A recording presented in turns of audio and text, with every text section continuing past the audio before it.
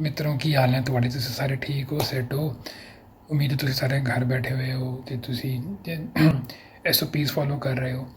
ਮੇਰਾ ਨਾਮ ਹਸਨ ਸਈਦ ਹੈ ਤੇ ਇੱਕ ਛੋਟੀ ਜਿਹੀ ਵੀਡੀਓ ਬਣਾਈ ਹੈ ਮੈਂ ਜ਼ਮੀਨੇ ਅੰਸਾਰੀ ਦੇ ਜੋਇਫੁਰ ਤੋਂ ਵਾਸਤੇ। ਤੇ ਜਿਸ ਤਰ੍ਹਾਂ ਮੇਰੇ ਹੀਰੋ ਨਦੀਮ ਅਜ਼ਲ ਚੰਦ ਕਹਿੰਦੇ ਨੇ ਕਿ ਘਰ ਬਹੁਤ ਬੜੀ ਸੀਰੀਅਸ ਮਰਜ਼ ਹੋ ਗਈ ਹੈ ਤੇ ਉਹਦੇ ਨਾਲ ਇਹਨਾਂ ਦਾ ਮੈਂ ਪੈਗਾਮ ਆ ਜੋਇਫੁਰ ਵਾਲਿਆਂ ਦਾ ਕਿ ਘਰ ਬੈਠੋ ਤੇ ਕਿਤਾਬਾਂ ਪੜ੍ਹੋ। ਤੇ ਉਹਦੇ ਸਿਲਸਿਲੇ ਇੱਕ ਇਹ ਵੀਡੀਓ ਆ ਤੇ ਇਹਦੇ 'ਚ ਮੈਂ ਪਹਿਲੇ ਤਾਂ ਮੈਂ ਆਪਣੀ ਪੰਜਾਬੀ ਦੀ ਮਾਫੀ ਮੰਗਦਾ। ਪਹਿਲੀ ਵਾਰੀ ਮੈਂ ਵੀਡੀਓ 'ਤੇ ਗੱਲ ਕਰ ਰਿਹਾ ਪੰਜਾਬੀ 'ਚ, ਤੇ ਕੋਈ ਗਲਤੀ ਹੋਏ ਤਾਂ ਉਹਦੇ ਵਾਸਤੇ ਪਹਿਲੇ ਮਾਫੀ ਮੰਗਦਾ। ਤੇ ਉਹਦੇ ਨਾਲ ਇੱਕ ਛੋਟੀ ਜਿਹੀ ਕਲਾਮ ਹੈ ਮੁਨੀਮ ਨਿਆਜ਼ੀ ਸਾਹਿਬ ਦਾ, ਉਹ ਤੁਹਾਨੂੰ ਪੜ੍ਹ ਕੇ ਸੁਣਾਉਣਾ।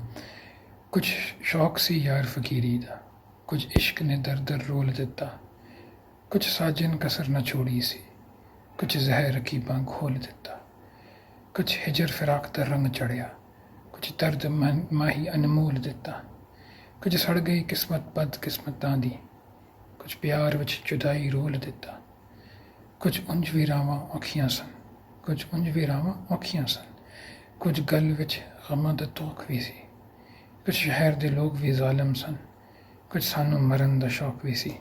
ਉਮੀਦ ਹੈ ਤੁਹਾਨੂੰ ਇਹ ਛੋਟਾ ਜਿਹਾ ਪਸੰਦ ਆਇਆ ਹੋਵੇਗਾ।